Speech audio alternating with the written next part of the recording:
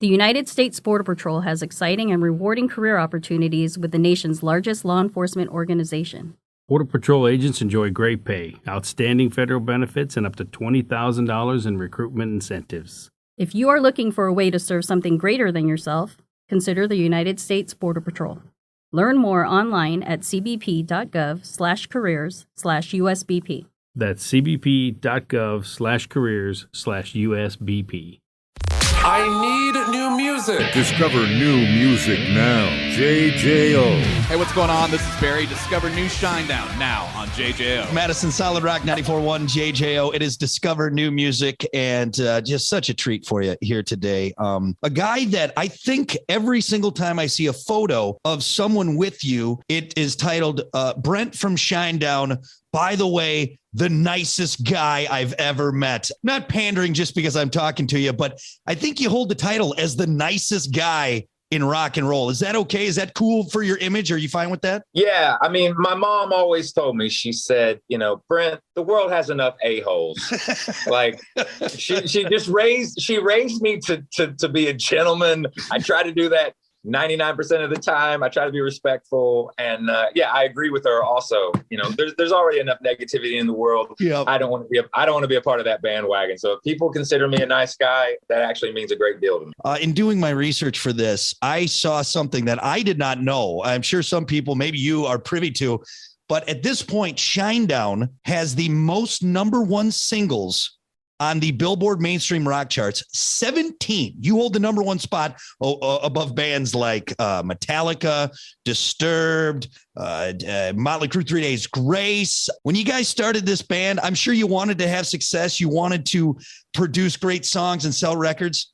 Did that ever kind of cross your mind? If you go back to 2003 and the start of this, the first release song, I mean, number one, most number one singles. That's amazing. I give all of the respect when it comes to that to people like yourself and the men and women at radio, especially terrestrial radio, for always having your fist very, very high for not only rock and roll, but for us as a band from day one. You guys and girls have been with us from the beginning, now 2 decades that we've been working together, but also to the fan base, whether they've been there from the beginning or they're just kind of finding out who we are. We've often said in this band, we have one boss. It just happens to be everybody in the audience. And that's not lip service. It's very true.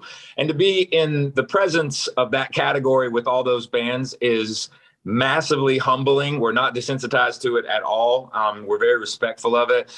All those bands we're massive fans of. Planet Zero, the song, is actually the 28th single that we released as a band, which is still something that I have to kind of take a step back at times and let that sink in. But also, I look at it from the aspect of our audience has always given us a platform to be ourselves. You have always given us a platform to be ourselves. You've allowed us to evolve. That's probably the greatest gift, is to have a fan base and people understand that we have to evolve as well. We try not to write the same record over and over again. We do our best not to write the same song twice. Yeah. But inside of all that, we're also trying to continuously give our 100%. Well, let's talk about the mindset in this album, what you guys put in emotionally. Well, one of the dynamics with this record is that this album, from a lyrical standpoint and a musical standpoint, everything was written in real time. When I think back to the other albums, the subject matter in those records was all life experience. Not that Planet Zero isn't life experience, but the difference between this album and those is that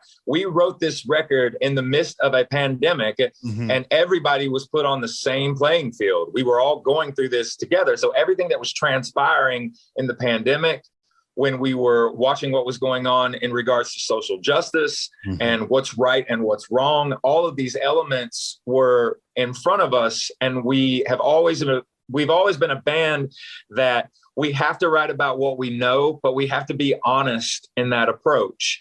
And we all had to collectively look at one another and say, if we're going to go down this path and we're going to talk about these subjects and we're going to go to that place, we all have to be in this together. And, the dynamic of this album also, too, is a understanding that, the world looks at the internet and says the internet is undefeated. And it's really not the case. Mother Nature is undefeated.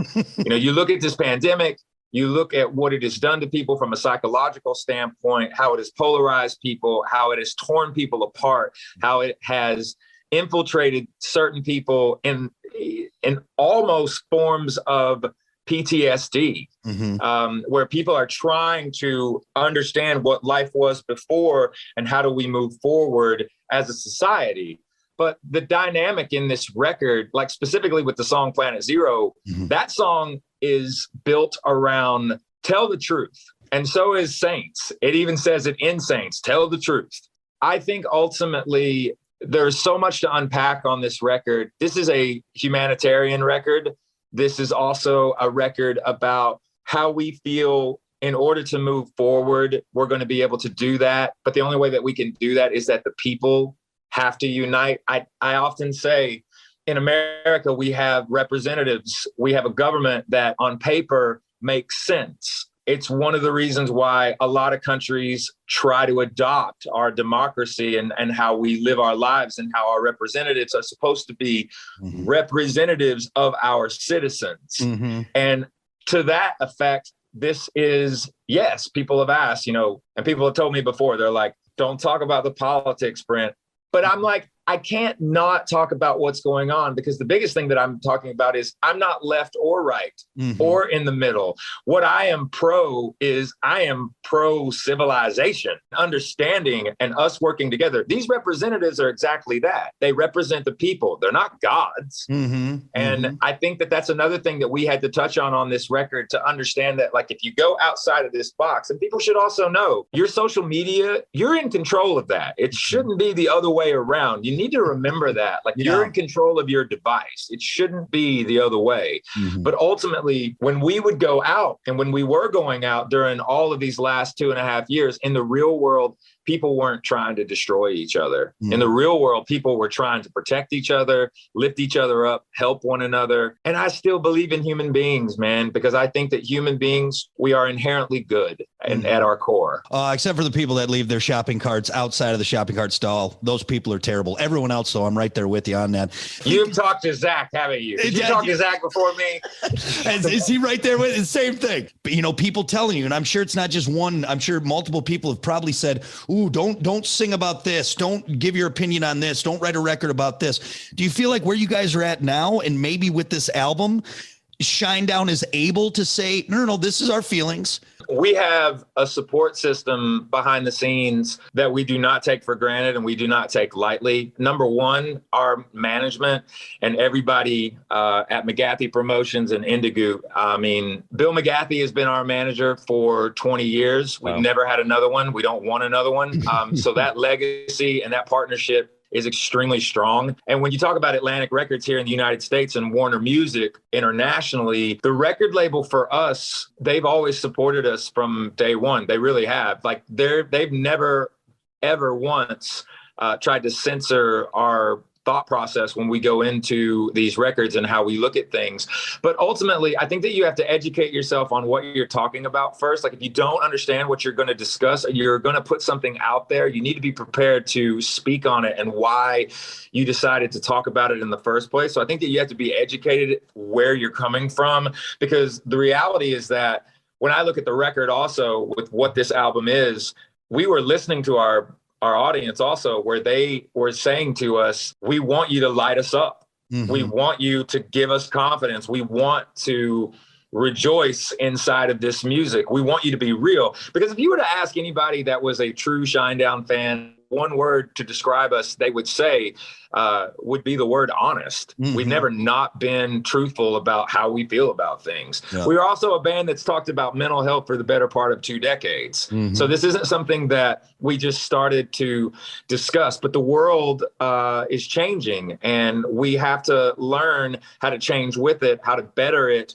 And in order to do that, you have to create songs and you have to create art that is going to allow people to have discussions, because actions speak louder than words. Also, having the thought process when you're going over a topic or when you're trying to see both sides of a discussion, you have to let the other person talk. you know, and you also have to allow yourself to learn from them, and hopefully they can learn from you. There's a great philosopher named Friedrich Nietzsche who said one of the most profound quotes of all time. He said, "Without music, life would be a mistake." You have to think about how important music is in times like this, and how important songs are in this day and age, why it's so important that we come together as a society and we learn from one another. Just because, like, if I'm talking to you and I don't agree with everything that you're saying, that doesn't mean I want to fight you.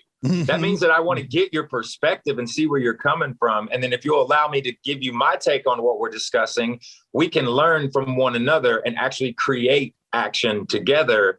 We don't have to be 100% on the same page with one another, but we can get closer to understanding each other. Hey, what's going on? This is Eric. This is Zach. This is Barry. And this is Brent, and we are from the band Shinedown, and you are listening to Madison's Solid Rock right here on 94.1 JJO. When I first saw the track list, I was like, 20 tracks? Oh, my God. They put out 20 songs. But you guys have a lot of, I guess, intros or maybe little snippets. Talk about that aspect of the record. How did that come about? So what you're discussing is Siren, who is the AI inside of the album. And so Siren was born from Eric Bass. So people may not know this about Shinedown. So the last album, Attention, Attention, our bass player, Eric, who is probably a bass player last, you would be maybe shocked to know that he is the main engineer, the mixer, and the producer of the last album, Attention, Attention. He's also the main engineer, mixer, and producer of Planet Zero. So when we were in the mixing phase of this record, Eric really did not sleep last year. And I mean, even to the beginning of this year too, there was so much put into this record. The interludes and what's happening there, I remember this is exactly what happened. He had been mixing and mixing and mixing, and I knew we had it ready, but he wasn't convinced.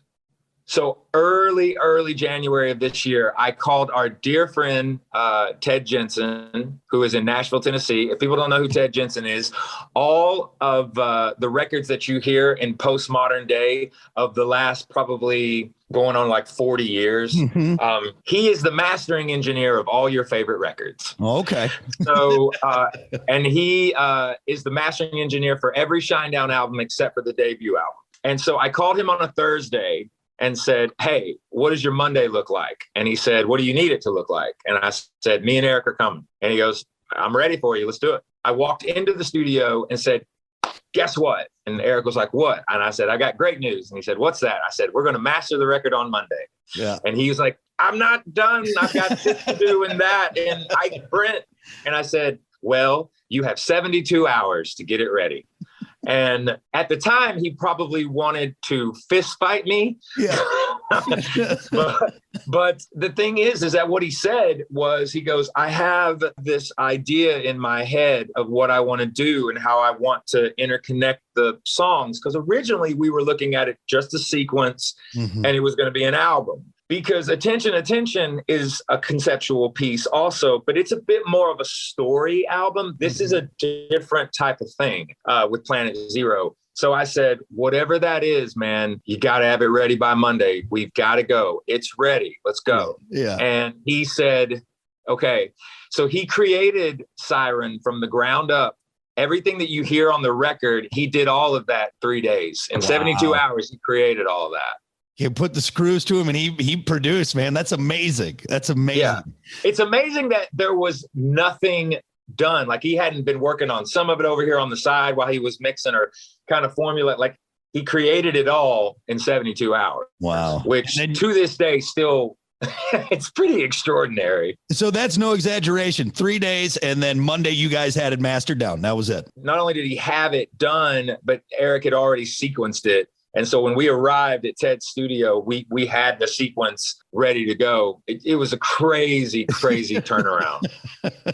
And then he slept for 3 days straight after that, probably. He took a week. He took a week off. Yeah. Like, he took 7 days. He's like, "Don't call me."